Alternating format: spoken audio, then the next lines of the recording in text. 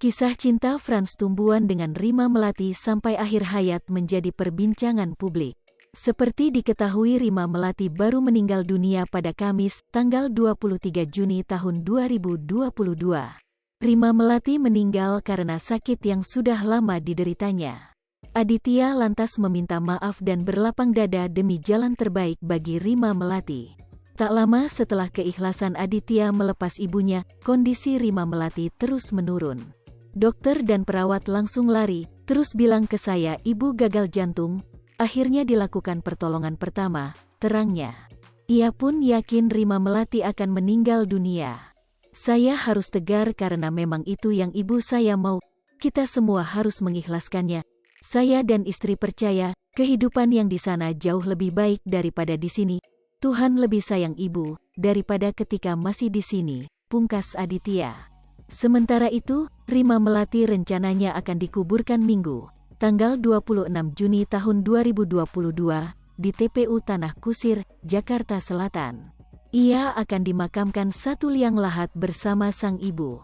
Rima Melati tak dimakamkan satu liang dengan Frans Tumbuan. Putra Rima Melati, Aditya Tumbuan, mengungkapkan bahwa mendiang ibundanya akan dikuburkan satu liang lahat dengan orang tuanya. Mulanya, Rima Melati akan dikebumikan di atas kuburan suaminya, Frans Tumbuan.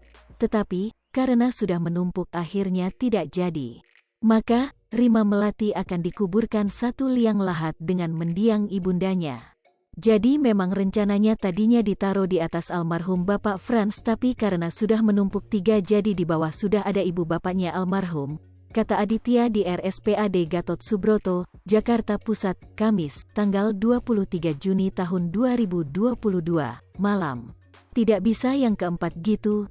Jadi sepertinya akan dikuburkan di atas ibunya Mama Rima, yang lokasinya tidak jauh dari situ. Cukup dekat, tambahnya.